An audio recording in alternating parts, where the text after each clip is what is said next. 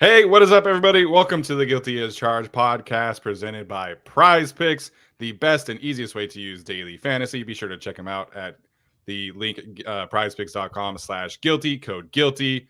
Again, Guilty as Charged podcast presented by Prize Picks. Here to dive more into the beginning of the Jim Harbaugh era. My name is Steven and I am the host, and joining me are my guys Tyler and Alex. Alex is back on the podcast tonight. He did a great interview about why the Chargers should hire Jim Harbaugh, like 4 hours right before they hire Jim Harbaugh. But in all seriousness, it was a great conversation. So please go check that out. Alex, welcome back to the pod, man. How you doing tonight? Doing good. If you're using Prize Picks, just don't end up in the Keyshawn Bout situation. That's make sure you're happy with your bets and don't lay too much on the line. But yeah, I am thrilled to be here and talk about Jim Harbaugh. Yeah, so I still kind of can't believe that happened. After the years of Brandon Staley and Anthony Lynn, the fact that the Chargers actually went all out and got a coach of that caliber is cool. Yeah, very cool for sure. We had a great time talking about our instant reactions last night. We'll give Alex a chance to give his reaction as well. Tyler, what's up, man? How are you doing tonight? Pretty good. No handstands. I got that all out of the way. I'm sore. I'll be icing and taking Advil throughout the remainder of the show, but I'm here. Hey, you're not there yet. You're still limber and flexible. You just gotta practice a little bit more. Yes, the practice makes better, less sore, I guess. And some other former cheerleader said your form was 10 out of 10. So there you go. That's a lie, but I appreciate the support there. It was like a 2 out of 10. So I'll take it.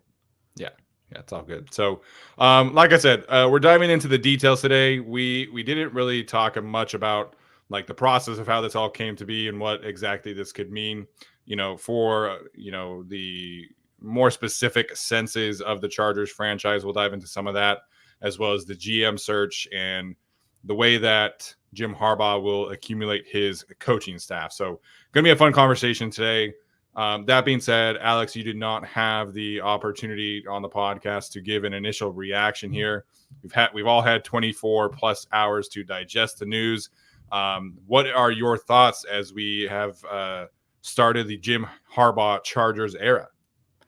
Yeah, I still, like I said, kind of can't believe that happened, and still don't really believe that the Chargers kind of decided to restructure their organization this way. And Jim Harbaugh talked about in his quote yesterday, building infrastructure, right? And what he's going to do with this coaching staff, but also laying the groundwork for winning for years to come. For so long, we've had this setup, whether it's Telesco and then the coach under him. And that's just how the structure has been, for years. But for the Chargers to go out there, hire, this kind of CEO, head coach, and Jim Harbaugh, and then decide to build out everything from there. It's a creative, kind of inventive new direction. And I think other candidates could have gotten it done. I would have been fine with Ben Johnson. I would have been fine with Mike Vrabel. But doing this in the way that they did, and I'll be honest, in December when the reports started coming out, like, I didn't believe it, and I don't know if any of us believed it either. It was just like, all right, here he's grifting for another Michigan contract. And no, he actually wanted to come back, end Michigan the right way, and then, come back to the NFL and try for another chance at that Super Bowl. And, I don't think Harbaugh would have taken this opportunity if the Chargers weren't serious about it. And I don't think the Chargers, kind of would have inquired as much into Harbaugh as they did if they didn't know he was also very serious about this. And the reports were that, this was the one opportunity Harbaugh was looking for, which, for the Chargers to be in that position for us as fans and for them as the team, it's very cool. So yeah, I'm just kind of curious to kind of see where this thing goes at this point, in terms of, we'll get into the specific staff hires and where things could go from here. But no, this is establishing a new direction for the franchise. And yeah, no, he was definitely one of my top hires that I wanted. And no, you hated him from the beginning. Yeah, I know. I wanted that Ben Johnson guy. No, I think Harbaugh is really cool. And yeah, it still feels weird to not. I'm gonna say I can't wait till we get to the Harbaugh introductory press conference next week, and I accidentally type like Chargers head coach Brandon Staley or Chargers head coach Jim Harbaugh by accident. Yeah, I can tell you it's gonna happen, or I'll say Michigan head coach Jim Harbaugh. But yeah, I still can't believe this happened. Culture reset, and this is really, I think, as Tyler alluded to, kind of like what the fan base needed to like be back in to some extent. So I think it's a really great day for Chargers football. So I hope that doesn't age poorly over the next 5 years of this contract, but I have confidence and reason to believe it will not. I want to live in a parallel universe where it does age poorly, and I just see how often my handstand video gets brought up as like, well, you liked Harbaugh back then, you were doing handstands, but no, I think it'll age just fine. As Alex pointed out, this is really a franchise changer. We gave all our thoughts last night, but it is amazing that it is still it happened. I woke up and it's almost like I went through my morning, started to get ready, and it's like, oh yeah, Jim Harbaugh is a Los Angeles Charger. He is the coach of the Chargers. And the more I think about it, even just driving to work, driving back home from work, I don't even think anymore in like terms of the 1 year or maybe 2 years where like a first-time head coach, it's like, okay, we're going to build from here, or the quarterback's second or third year, stuff like that. With Harbaugh, it's like, because I was watching John Harbaugh's reaction, of course, when they asked him about Jim getting the job. And I was just thinking about John Harbaugh and how long he's been there and how long Andy Reid is going to be with the Chiefs. And just the fact that we can think of this, I hope, in terms of decade or decades, is pretty phenomenal. Haven't felt this way in a very long time.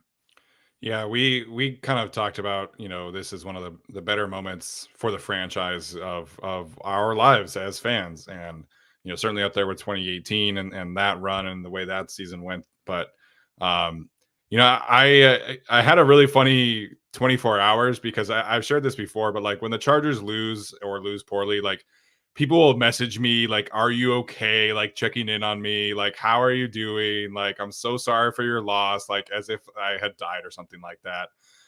Coworkers will check on me, and everybody was texting me again, but like saying like congratulations. Like, people were saying, expressing such positivity who have no attachment to the Chargers, coworkers who have never watched a Chargers game, or coworkers who know nothing about the NFL came up to me and said like, hey, like I heard you got a really cool coach. Like I don't know much about it, but that sounds really awesome.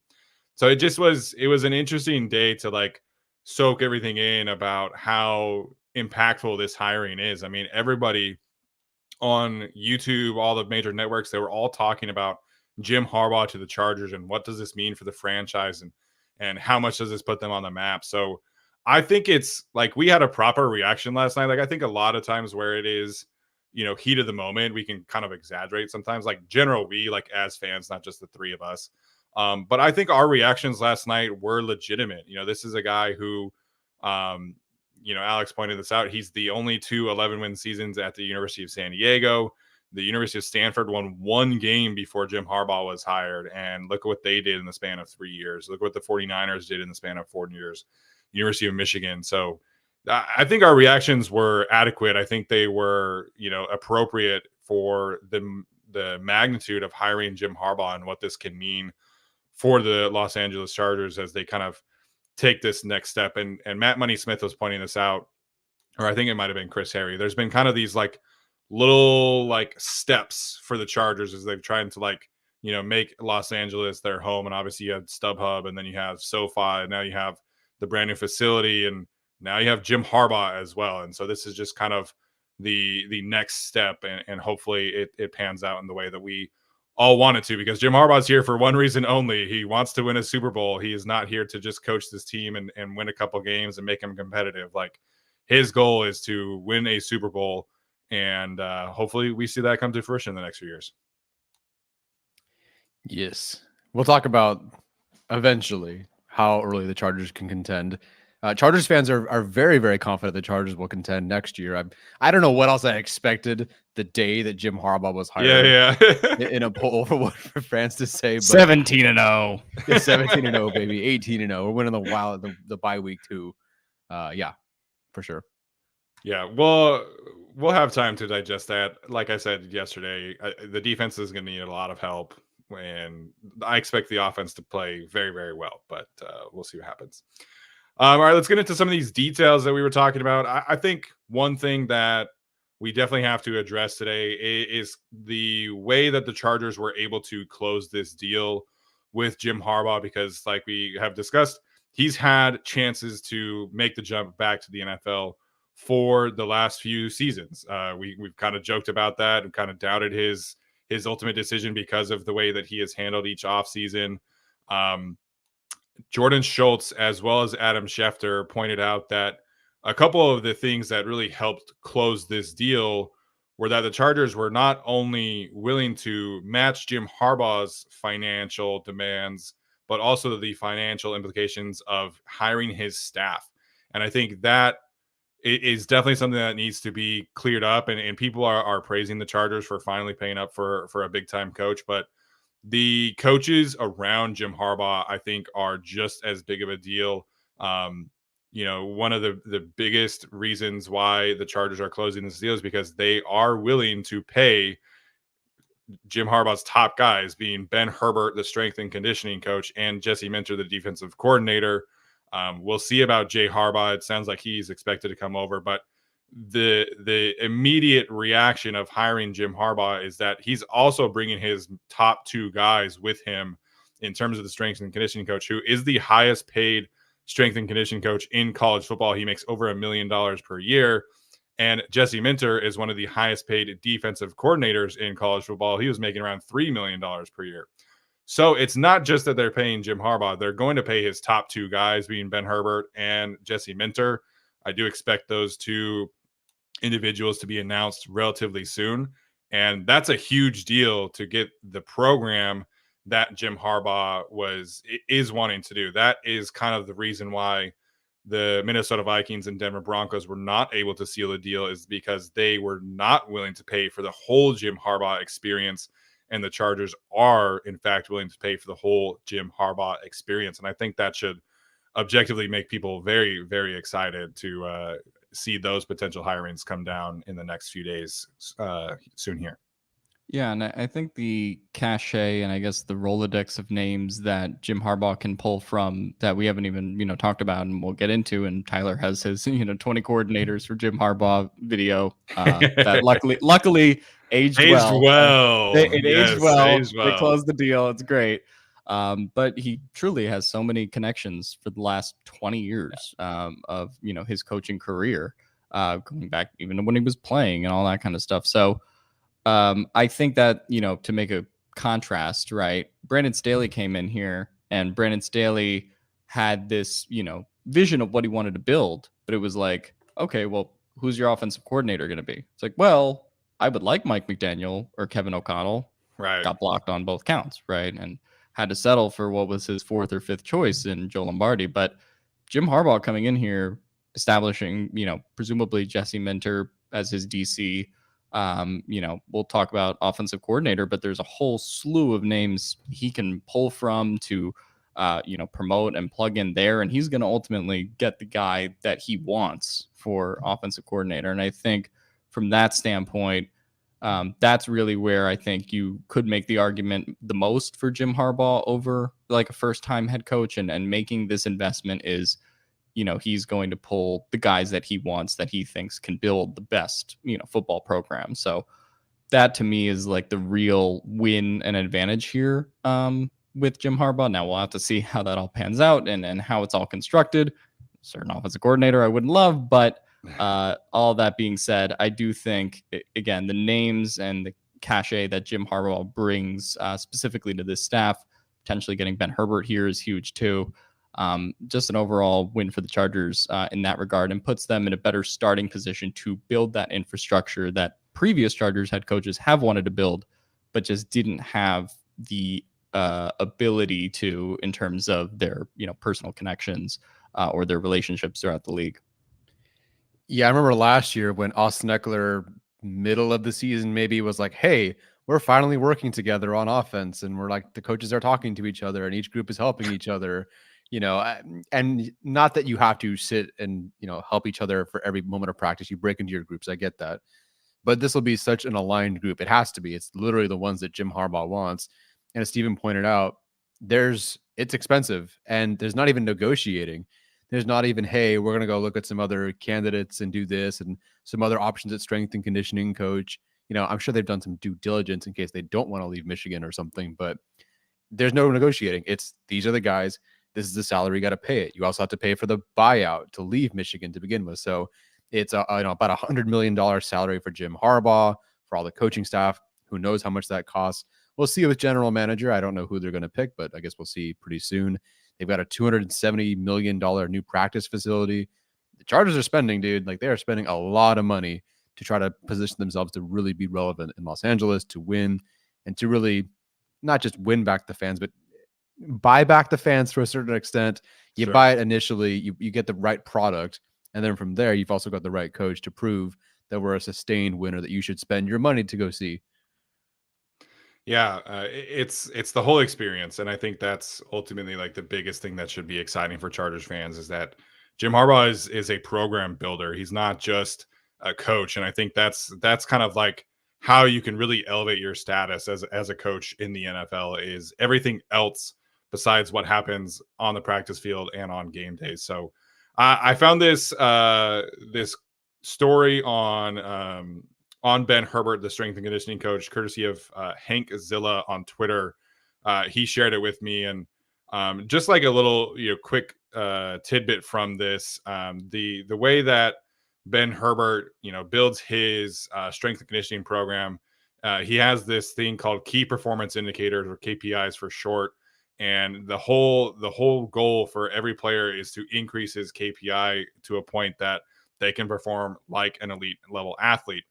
And I was listening to the Joel Klatt podcast, and he was saying that Ben Herbert is the main reason why Michigan has had such great player development over the last 6 or 7 years since Ben Herbert was hired, because he's able to take these players and essentially transform their bodies to become these elite level athletes. And this story that was shared with me highlights Mike Morris, the former edge rusher for Michigan, who plays for the Seattle Seahawks right now. When he got to Michigan, his KPI output was actually lower than Jake Moody, the kicker at Michigan. And by the end of his playing career at Michigan, Mike Morris was the highest KPI scorer on the football team. So he went from lower than the kicker to the highest on the team in the span of 4 years. So it's just it's the whole program. Everybody gets elevated in this kind of situation because of the plan that Jim Harbaugh is going to bring in, and Ben Herbert, I think, is a key player there. And we talked a little bit briefly about like Trey Pipkins yesterday. Ben Herbert is going to help players reach their full athletic potential. And these guys who have that kind of still that untapped potential here, like a Trey Pipkins, like a Zion Johnson, maybe like an Asante Samuel Jr., maybe like a JT Woods, these kind of players. We'll see about their specific futures. But under Ben Herbert in the offseason, these guys are going to take major steps forward to becoming their best versions as NFL players. And I'm excited to see these kind of dark horse players who we're not expecting much of, how they work into this offseason and potentially earn roles in the future. Yeah, you perfectly said with JT Woods there. I think JT Woods, Isaiah Spiller, two players that came in either very young or very much so. Like, JT Woods was a track guy who played football really well too in college. So, that is going to need some work, of course. That's exciting to hear that story in particular. A good find there. And I'm excited to see guys like Thule, for example, being as young as he is and with the mindset that he has and what he's already done. Not that the Chargers didn't have any good staff members before, but to have the best versions of it is huge. And everything adds up. So much of what we talked about on air, off air, whatever, is the little things just add up. The food, the diet, the training, the facility, like all these things are going to add up. The Chargers are all in financially and with the right guys in place to push themselves and max themselves out. That's the difference between, losing at the very end of a game and winning at the end of one. Yep. Yeah, and the one thing I'll say about like Harbaugh kind of bringing in his Michigan staff, including Ben Herbert and Jesse Minter and himself, Michigan does not necessarily like get the best athletes in the country, right? Like in terms of recruiting every year, right? It's dominated by Alabama, Ohio State, Georgia, and Michigan tends to be around like the 10th to 15th, like in recruiting. And so, that kind of speaks to, I guess, what Harbaugh has built over the last, couple of years there in particular, where they're competing with those teams and beating them, right? And getting to the college football playoff every year, has beaten Ohio State, 3 straight times now. And so I think that program, in terms of the quality of athletes they're getting and what they're turning them into, that speaks very well to what, the 3 of those guys that are now presumably coming to the Chargers have done. And so I would love to see that program initiated here. I would love the injuries to go down a couple percent every year, because that gets overwhelming to talk about. And I would just really like to see an ultimate, strength, coach in terms of Ben Herbert being here, in terms of Harbaugh being here, where this team does have that tough physical edge to them, and then that's ultimately executed, say, on defense by somebody like Jesse Minter. Yeah, I think the whole kind of point here for me, I guess, is your job as a head coach is to build an environment, establish an environment where your players can feel free enough to be the best version of themselves. And for a variety of reasons, that was not happening for the Chargers over the last few years. And I think that will start happening for the Chargers going forward. And there's this social media take out there that Justin Herbert has all this pressure on him now because they hired Jim Harbaugh, when in reality, it's the opposite. The pressure is off of his shoulders. He's been carrying the weight of the franchise for the last 4 seasons. This is a guy who's had to be essentially perfect every single week to have the Chargers win games. And now he's going to be able to have this environment where everybody's performing at their best. He has a head coach who's going to give them a legitimate edge every single week on the sideline. And I think that should be very exciting for Herbert, very exciting for the fan base. And people who think that Justin Herbert has more pressure on him, I don't know what you're talking about. Like, objectively, a terrible take, in my opinion. Yeah, I mean, he's cracked ribs and smashed fingers to have the 32nd defense in EPA given to him in return. So, I mean, anything that is given to him now as an upgrade should be relieving the pressure. So, yeah, the individuals giving takes, bad. Yeah, I guess it slightly depends on how you frame pressure, because I could see, honestly, that there technically is more pressure on Justin Herbert because there's no coach excuse anymore. You have the coach. At the same time, you now have the coach who can assemble the staff and put everything together to rise to that occasion. So maybe there is more pressure. Maybe there genuinely is more pressure on Justin Herbert, but he has the coach and he will have the right people around him, the team around him. God forbid he gets the 20th ranked defense this year. Oh my gosh. And that'd be amazing, right? So he'll be able to overcome that pressure. So even if there is more pressure on him because the coach excuse is gone, well, Jim Harbaugh is there because he's Jim Harbaugh, and we love Jim Harbaugh, and he's going to be great for this team. He will help Justin Herbert overcome that and rise above that. Yeah, very well said there. All right, let's address the GM search. There were a lot of things leading up to the hiring of Jim Harbaugh that people were saying Jim Harbaugh is requiring a certain candidate. He's going to force the Chargers to hire Ed Dodds, like whatever the case may be. That doesn't sound like it's going to be the case. Adam Schefter reported today that Brandon Brown, the Giants assistant GM, and Joe Ortiz, the Ravens president of player personnel, or director of player personnel, excuse me, are the 2 finalists for the GM opening. Those 2 individuals have interviewed a second time with the Chargers. Presumably Joe Ortiz, his interview is today or still going, or whatever the case may be. Brandon Brown's interview was yesterday, and apparently it bled into this morning because the Chargers did not confirm the ending of that interview until this morning. So those are the 2 finalists. Tyler and I have spoke a little bit about them, but Tyler, Alex, what are your thoughts about the GM search kind of going in the direction of Brandon Brown and Joe Ortiz here? Yeah, it makes sense.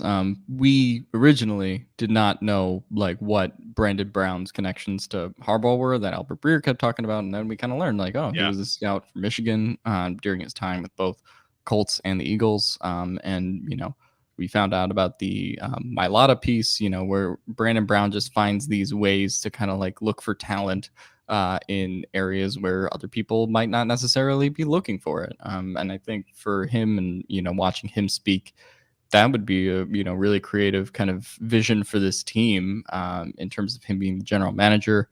Obviously, what I guess overwhelms this whole search to some extent is like, this is not necessarily hiring a general manager to be, like a top down GM, say, as Tom Telesco was for 11 years. You are hiring someone to be kind of a, obviously a forward thinking GM who, scouts very well, as both Joe Ortiz and Brandon Brown have a history of doing over the years, but also getting someone to collaborate with Harbaugh that he ultimately is comfortable working with. So, I kind of like both candidates. I think they're both really qualified. I would kind of guess the Chargers would lean in the direction of Brandon Brown, who seems to have the more tangential Jim Harbaugh kind of connections, versus like Joe Ortiz mostly seems to kind of be through the John Harbaugh connection. But I think both guys are, especially Joe Ortiz, with the amount of experience he's had with the Ravens, is both to me seem overly kind of qualified for this job.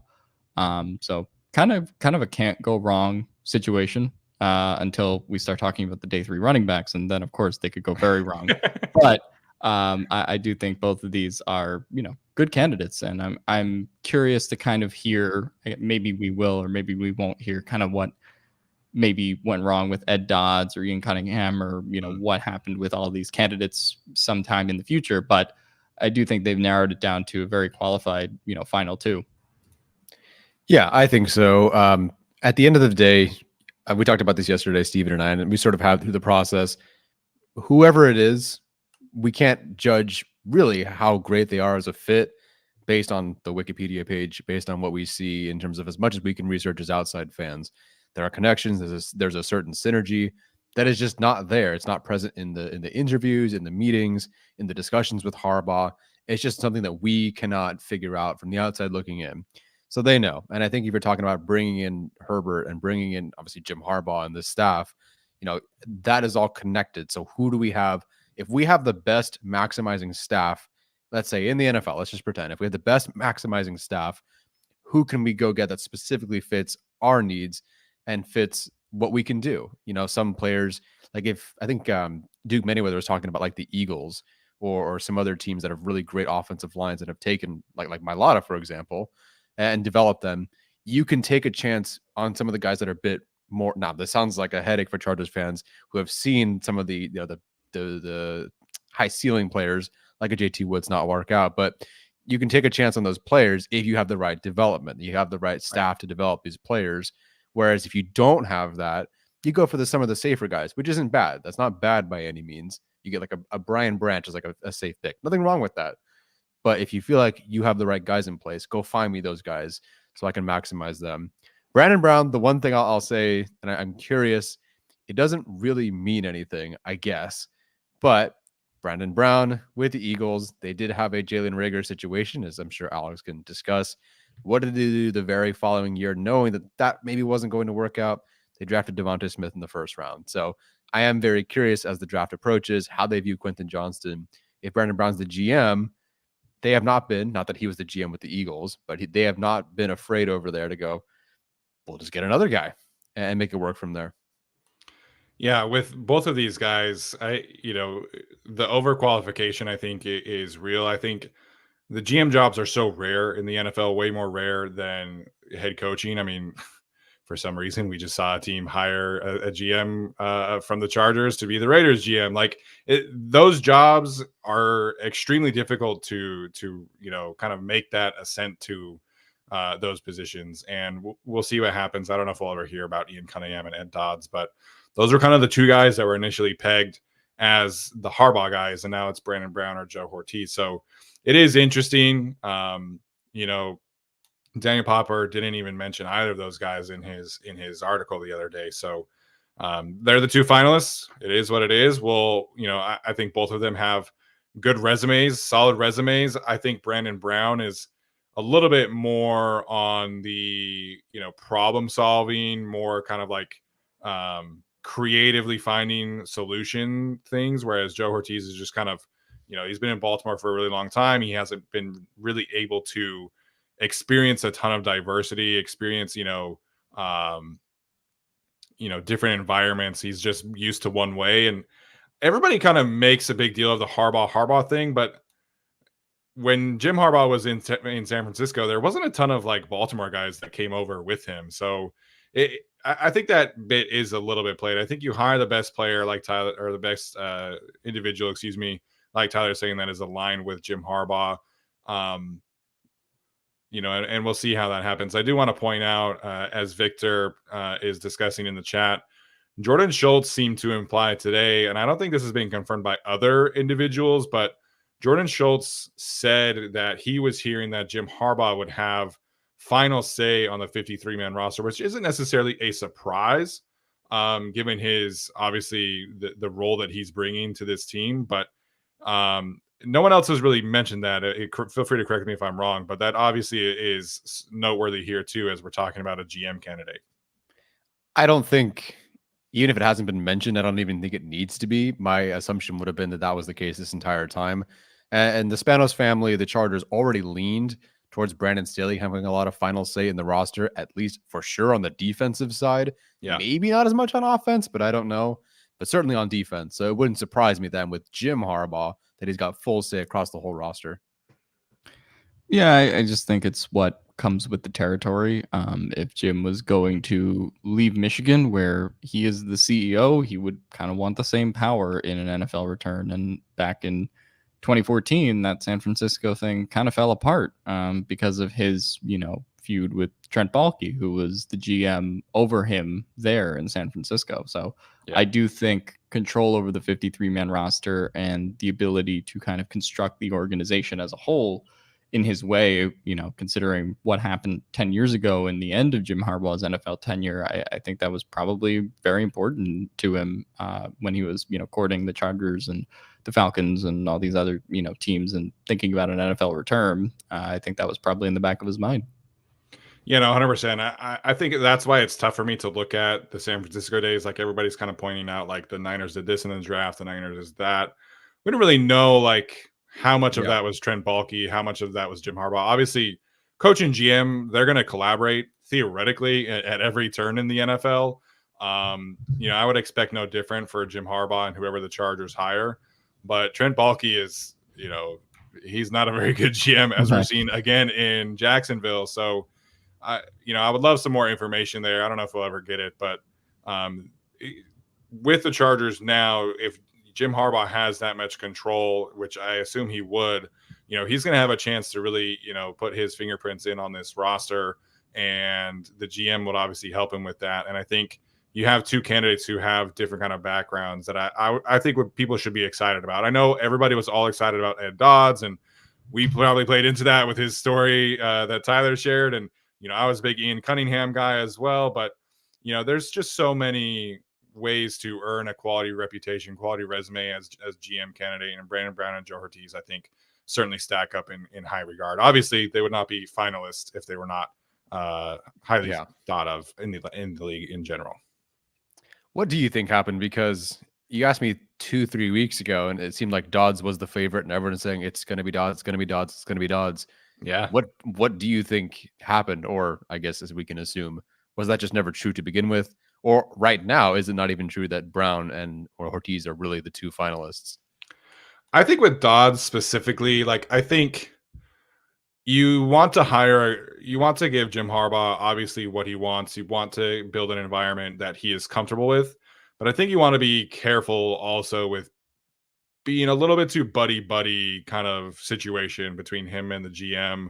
You want to have a guy who can maybe step in when Jim is getting a little overzealous, and obviously we all love his energy, but sometimes you need a guy who can stand up to Jim Harbaugh and make the proper decision as a GM. And so I think maybe the Chargers were a little weary of having a guy who was directly tied to him turning into a bit of a yes man. Maybe this is pure speculation. I have no information here, but I think the direct relationship with Harbaugh maybe might have hurt Dodds instead of helping him, like some people would have assumed.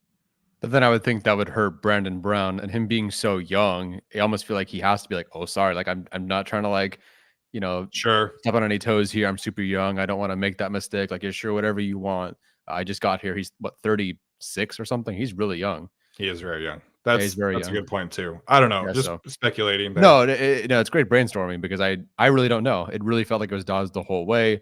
Sure, we're attaching it based on a connection 22 years ago or 21 years ago or whatever it was, but it's also because of the resume. Still, I am very much so surprised. We'll see what it really ends up being. But if those two are the finalists, I get why they'd be in consideration, of course. But I would not have guessed over Cunningham, over Dawes, and some of these other candidates. But again, it's about the alignment. It's about the synergy. That's the most important.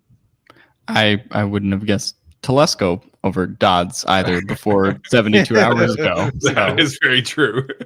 Yeah. Yeah. Raiders fans are not happy about that one. No. And if Dodds doesn't end up with the Chargers, I'm wondering if the Raiders were like, oops, I guess we maybe should have waited. Yeah. Yeah. So things could certainly change. The Chargers could still, have another interview request in here, but like I said, Adam Schefter reporting that those two are the finalists going forward. The Chargers have scheduled a Jim Harbaugh press conference for midweek next week. I kind of tend to think that the GM will be hired at least over the weekend, and the Chargers can usher in a new era of GM and head coach whenever that press conference happens next week. So I know people are not going to be as stuck to their phones about the GM notifications. They're not going to be camping out of the Chargers facility, but I think this pairing is obviously very, very important to see how the Chargers can kind of handle things over the next 5 years, hopefully more for Jim Harbaugh's contract. Yeah. Do you have a favorite then between Ortiz and Brandon Brown? Alex, you want to answer that one first? I'll go with Brandon Brown. Just as a guy who, like Steven said, kind of is involved in problem solving, has worked under a guy like Howie before, is kind of willing to take the more creative approach when it comes to things, is more inexperienced than somebody like Joe Ortiz, but I do think that prior relationship with Harbaugh, being built is kind of important in this.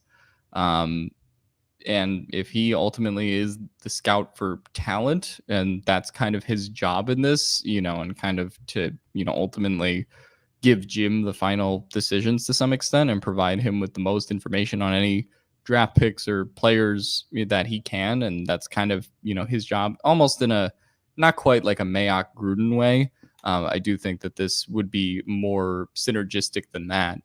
But I do think you're kind of looking for someone maybe who I could just kind of see like Ortiz, given all the experience he has, maybe feeling like he should be valued a little bit more in terms of like having the final GM say in some stuff versus Brandon Brown, who is pretty young, like Steven mentioned. So I kind of think the fit, given the way the Chargers have restructured things, might be a little bit better with Brandon Brown. But I mean, I really honestly don't think you can go wrong either way. Yeah, I don't think you can go wrong. Between the two, I would probably lean Brown as well. I think just like the diversity of experience, even though he's very, very young, I think would lend itself towards a more balanced approach from a roster management standpoint between he and Jim Harbaugh. It sounds like he's got more of a personality that could maybe balance things out as opposed to Joe Ortiz, who also is like a very intense individual by everything I could find. So was Ed Dodds. Maybe that's another thing that played to Ed Dodds not being the connection. So I would lean Brown, but I'm not going to be upset if it's Joe Ortiz. I think Joe Ortiz has a really established track record in Baltimore. Theoretically, Joe Ortiz would also be able to like understand what kind of players Jim is looking for, because he does have that experience of working with John Harbaugh. Stylistically, it's pretty similar. So I don't think you can go wrong either way, but I think my approach would be to have a more balanced duo between he and Brandon Brown. Yeah. And I mean, both of these candidates ultimately come from backgrounds where they're willing to try different things, and different approaches. The Ravens have traded up and down the draft board and have done everything. Obviously, Brandon Brown is time both the Colts and the Eagles, kind of exhibiting both of those organizations exhibiting different approaches at different times. I think the Chargers ultimately just kind of need someone who is willing to be more unconventional than Telesco, which shouldn't be that hard to do. But I do kind of ultimately think that's, what the Chargers, need in this GM search. And presumably they are getting that with, whoever it is, Ortiz or Brown, with plenty of, scouting experience on top of that. It really just depends what you want here, what you need with Ortiz. Like, I think the Ravens, granted, it's not like each of these guys is the general manager, but the Ravens have drafted much better over the course of Brandon Brown's career than Brandon Brown's teams when he was with those teams. Definitely did not love going through that draft history and seeing who like the Colts had grabbed. The Eagles really up until 2021. The Giants have, turned things around, but it hasn't been great. And even picks like an Evan Neal haven't panned out. You would think they would, but they just haven't. So in terms of drafting, it's Ortiz all the way. But if you want more, as we talked about with Tej Seth, if you want someone who's got more hands and more things and has done more things and understand things that are less random, Arjun's graph, I was looking for this while you guys were talking. Arjun's graph, the number one team in terms of drafting over the last 11 years is only 57th percentile as their draft outcome. That was the best team, was 57th percentile. Yeah. So if you need to also find somebody who understands the rest of the things that are actually controllable, as Tej said. That's why I think both of us had, for the most part, assistant GM over some of these guys that weren't involved with more things. So, right. But either way, the Chargers luck out here because it's not like this person is the guy in charge and it's another young head coach and a first-time head coach. Jim Harbaugh will fill out the rest of that department, as we talked about with Jeff Diamond. It's also important to find staff members who will, be good at what you are not, or have been good at what you are not. Right. And the Chargers will be able to add that and pay for that. So I think you're good either way. As long as you assemble the right staff to supplement whatever is, I guess, lost because of a weakness this other candidate might have, we're good. Yeah, I think that's totally fair. Last thing on the GM search that I think we need to discuss here is kind of, you hire the GM, right, but you have all these other pieces in place, like a JoJo Wooden, like an Ed McGuire. Any expectation for you guys that this is maybe a short-term change in the front office structure as well? Or do you think that change happens later down the road?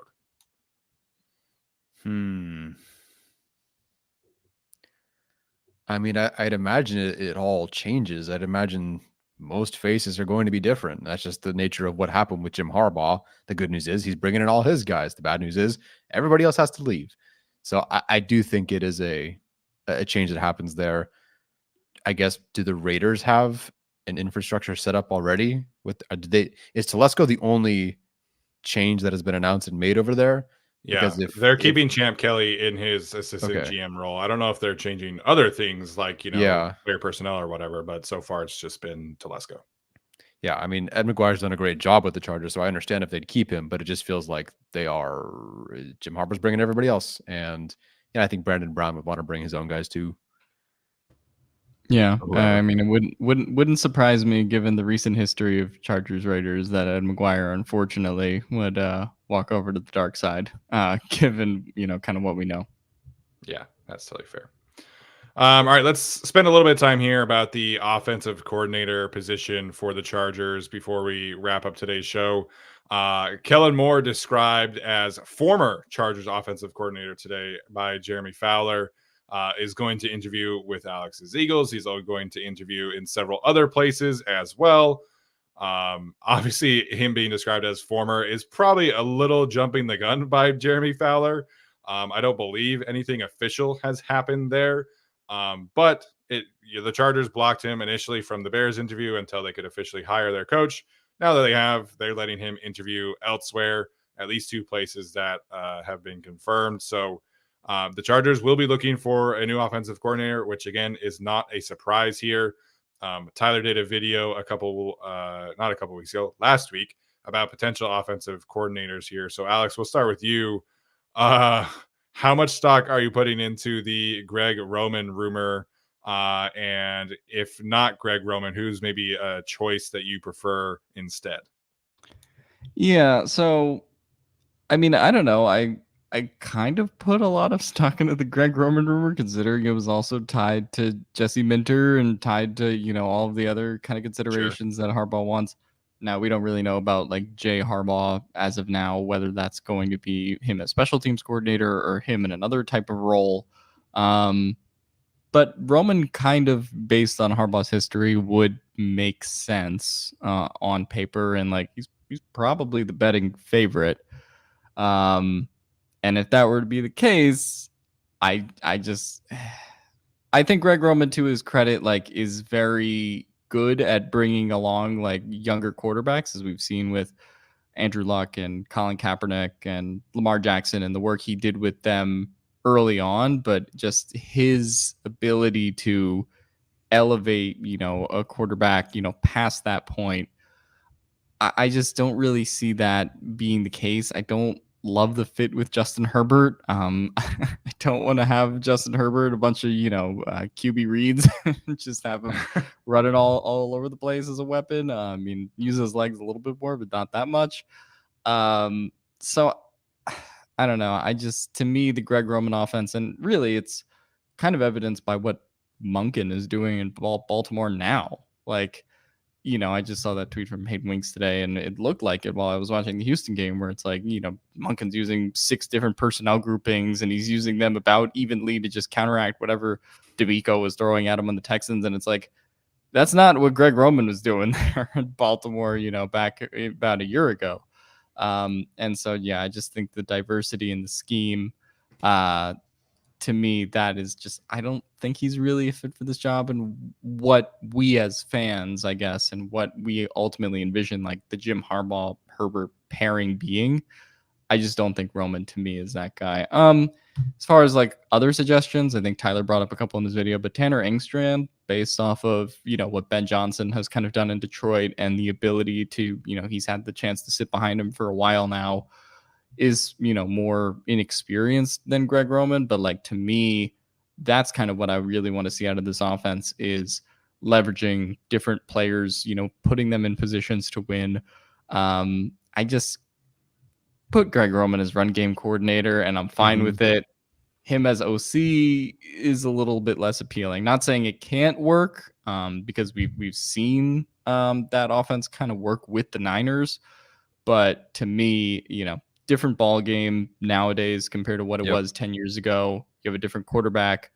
I think Harbaugh could make it work with Roman. But to me, I just think the situation calls for something different. And it's not like Staley Lombardi, where it's like, okay, well, the defensive guy gets his coach, then it's like, and it's a dud, then it's a dud, right? And so with Harbaugh, I do think the impact of like a bad or meh OC is kind of like lessened with his offensive approach. But still, like, I just think there's better, more inventive voices, as Tyler detailed some in his video, also in addition to Engstrand, that just like make Roman less appealing. I really like these points from Dennis and from Todd here, that John Harbaugh just fired Greg Roman. So would you, after going through that and having probably talked to your brother, work back together after so many years? It has been a very, very long time. As Alex said, things are very different, and it's just a different quarterback as well. And I'll go through Arjun's stats real quick. Not that it's a bad thing to be a rushing football team necessarily, but the 49ers under Harbaugh, with the 49ers, again, very long ago, but 5th lowest pass rate over expected, only 1 year ranking top 10 in EPA per play. And only 2 of those years were they top 10 in EPA per dropback. Now, the obvious difference, and everyone called it Arjun and hater for this, assuming he didn't understand this, the difference is you have Justin Herbert. So your offense will probably be better than one with Colin Kaepernick, potentially. I assume it was. I hope it will be. I think Greg Roman joining the staff is a 100% guarantee. The difference is I will not say he will 100% be an offensive coordinator, as people are mentioning run game coordinator, offensive line, whatever. It just, I really don't think he'll be added to the staff as the offensive coordinator. He could be very much so involved with the offense. He could be the associate, assistant head coach, whatever you want to call it, and be very involved with the offense. I just do not think he will be the offensive coordinator. And if he is, I hope they have a very, very strong plan for who the pass game coordinator is. Yeah, I think you can make things work with Greg Roman calling plays if you do have that strong pass game coordinator. It would be tough to really find that guy. You'd have to pull from a quarterback's coach somewhere else. maybe like a Brian Greasy or something like that would be willing to come over.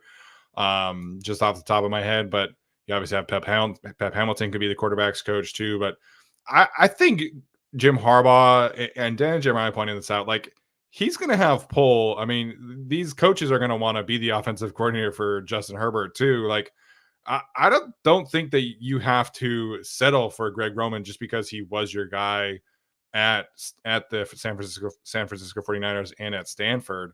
I think you're going to have options here for guys who want to be the coach, the offensive coordinator of the Chargers, because it's going to be a position that could really propel you to your own future head coach role. You know, coaching under Jim Harbaugh, coaching Justin Herbert is an opportunity that can really lend itself towards, you know, propelling your career. So I think Harbaugh will be able to have his choice of who the best potential coordinators are out there. I mean, there's been a ton of, you know, turnover at the offensive coordinator position in the NFL right now. There's a lot of quality candidates out there. Tanner Angstrom, obviously, we've talked about. Drew Terrell, the passing game coordinator at the Arizona Cardinals, who played for him at Stanford and coached under him at Michigan, would be, you know, another quality choice, because I think you want to have a guy who majors in the pass game. Like, I know Jim Harbaugh played quarterback, but really his offense is like the thing they've always done the best is run the football. Like it's such a diverse, powerful running game, and that's carried with him everywhere.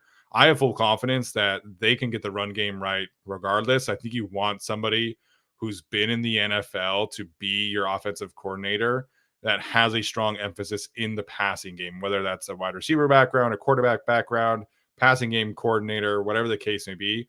I think you want that balance again of somebody who's been here in the NFL for quite some time to be able to kind of elevate the passing game, while Jim Harbaugh and maybe Greg Roman elevate the run game for the Chargers going forward. Yeah, just going through some names. People have already mentioned these, but Ronald Curry, Saints pass game coordinator, quarterbacks coach. He was Jim Harbaugh's quarterback way back when, and the 49ers assistant. I'm still not ruling out a McDaniels. I believe it's Ben McDaniels, who was current Texans pass game coordinator, wide receivers coach, which I think is low-key underrated, because that's wide receivers are doing great. Pass game looked great. Well, that's very much so a Bobby Slowick thing. Yeah. I'll take that McDaniels over the other one. So sure. Yeah. No, that's an easy one for me. There's also the other Vrabel, if you will, who's been the Packers wide receiver coach. He's not directly tied to Harbaugh, to my knowledge. Oh God, if they hired him as offensive coordinator, I'm doing like all kinds of bets. More handstands. What's the next step beyond a handstand? Oh, if they win the Super Bowl, let's say, I'm doing a backflip. I'll have to push this way back, and I'm doing a backflip. If I hit the ground and I'm not up in 5 seconds, call 911. Yeah. Call 911. All right, sounds good. So I believe that's everything we wanted to discuss tonight. Alex, it's been great having you back on the podcast, man. Any final thoughts before we head out? Yeah. Who's got it better than us? I hope that it's hope that that's not Greg Roman, who I don't want him to have it. I don't want him to have it better than us as OC. Put him as run game coordinator or something. But yeah, I think ultimately, like, I really think this Jim Harbaugh thing will work. And I hope that, you know, in building his staff, it is kind of accentuated towards Justin Herbert and kind of acknowledging the things that Harbaugh has done well over the last 10, 20 years, but also kind of modernizing the approach. So, you know, really excited, really hope it works out, and happy to be back on as always. Yeah, good stuff, man. Okay, everybody calm down. I'm not doing the pommel horse. Stay in shape, NSN. I ain't doing no pommel horse. I was bad at that anyway. You're in plenty good shape. What's a pommel horse? Is that a gymnastic thing? How do I even describe it? If you've watched men's gymnastics ever, is that the little one where you're like swinging with just your arms only? Yeah. It's like the gym beam. No. Well, calm down. That's very different. Calm down. I don't know. It looks like a beam to me. The thing that people are in the beam Olympics, is like right? This wide. The pommel horse is like an actual, like, I don't know, horse. Why are we ending the show with this? I don't know. This is usually how like the Saturday shows end, but yeah. Did you do that growing up?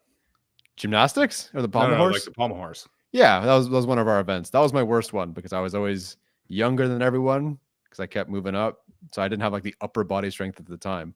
And it's so difficult now for kids that they actually removed that from like the younger kids having to do it. So the only reason I didn't win regionals is because the mother effing pommel horse, which is now banned until a certain age. So there's my gymnastics tangent for the day. I don't know. I never knew it was called that. So I mean, I watched the Olympics before, obviously with Jonathan Owen's wife and Gabby Douglas and those people, but I never knew that it was called that. Tyler, you understand? Also, women don't do pommel horse, by the way. Yeah, they don't. No, I just thought they would. They also did the beam thing. I don't know. They do. Beam, women don't do the rings either, do they? No, they do the uneven bars, floor, vault, and beam, balance beam. I went to a few Utah gymnastics meets. I should know that.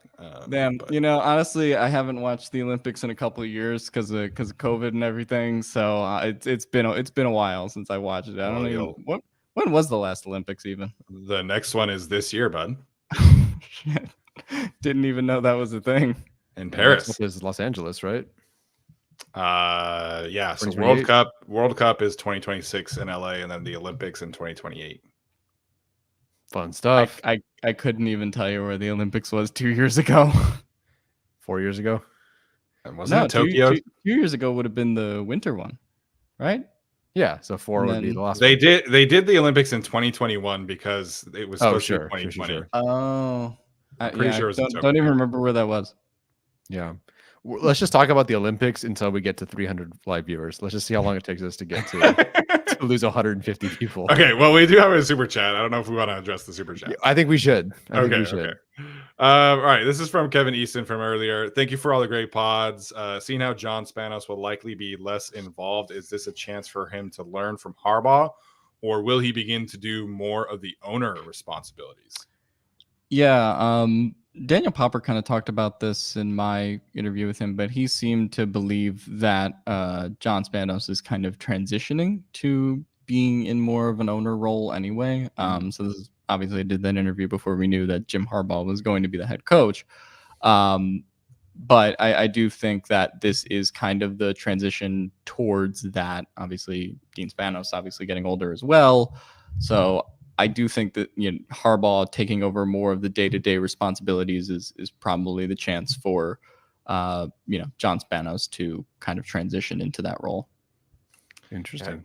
I didn't realize Dean is 73. He's pushing 74 this year. I didn't realize he was that old. But obviously, this is a natural transition for John, who seems to be kind of the next in line to potential ownership. Also, as an aside here, I didn't know this, but Alex Spanos had 2 sons who played for Jim Harbaugh at Stanford. I didn't know that at all either until yesterday or whatever. Yeah, Thomas Martinez, I don't know if he's in the chat here. He pointed that out, that he had 2 sons who played there. I don't know if they were like prominent players or not.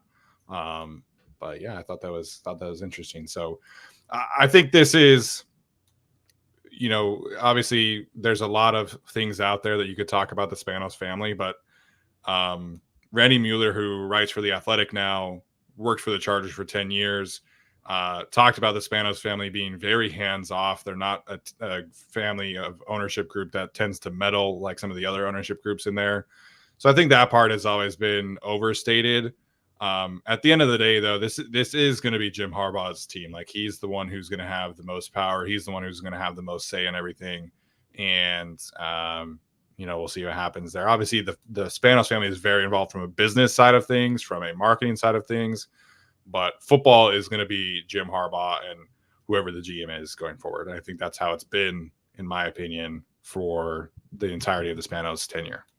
Yeah. What a nice setup. If the transition is truly starting to happen right now, awesome that Jim Harbaugh is your coach. Side note, the Venn diagram of my wife wanting to watch Succession and me watching Succession finally overlapped. So I'm finally watching Succession. So this is a perfect synergy right here. Yeah. I have not seen Succession. It won a ton of things, but I have not started that one. It deserves it. I think I watched the first episode on a plane because it was free. I haven't. Do you ever watch something on a big screen, dude? Like, I feel like honestly, no. I think the last movie I watched was definitely on a plane. Yeah. like, oh, Avengers Infinity War was okay on my phone. Like, Yeah, I watched it on. I watched guess. it on my. I watched Yeah. it on my Motorola Razor. Dude. I actually watched God. Blackberry on the plane. That was a good movie. But yeah. Oh, okay. Brooke and I went and saw Oppenheimer in IMAX, and it was Brooke's first time ever watching a movie in an IMAX theater. Oh, wow. And now she like won't watch movies outside of IMAX. So I agree, dude. it's life changing, man. It really is. Oppenheimer is one of like the 3 movies every 2 years I actually did go to the movie theater for. So yeah, Wow. that was a fun watch. I made the commitment there. Although I watched it, it wasn't in IMAX. It was just in a movie theater in Antigua, and like the sound quality was very good. But there was this one part of the screen that had like a brown line going down it. So I don't know. It wasn't the greatest experience, but better than the phone viewings, I guess. Yeah. Yeah, I could see you just sitting there and it starts like pouring in rain, like birds start flying through your theater and like shitting your popcorn. Yeah, I remember the first time I saw IMAX, I think, was Return of the King, and it is very difficult to go back until you have to pay. It's fun when your parents pay for things, but when you have to start paying for things, it's like, well, okay, can't do IMAX for everything. No, like I didn't need to see like Barbie in IMAX by any means, although it was very good. Yeah, very good. Next IMAX movie I'd have to think about, but I think they're putting Oppenheimer back in IMAX, and I was like, might go watch that again. I have not. I couldn't even tell you what movies are coming out. I'm so out of the loop. I don't know. I mean, you do live in a different country. I don't know. Yeah, we actually don't get like ads on YouTube or anything. So yeah, so I don't even see like the coming attractions for movies unless I search them out. Yeah. All right. Sounds good. All right, guys. That's gonna do it for us tonight. We will be covering the GM search and everything like that next week, diving more specifically into other candidates. And I'm sure that excuse me as I hit my computer there. I'm sure the coaching staff hires will start to happen over the next few days as well. Before we end, who's got it better than us? Not the Raiders. Buddy. Very well done, Tyler. Very well done. All right, you guys. Appreciate everybody for tuning in. We'll see you next time. As always, Bolt up.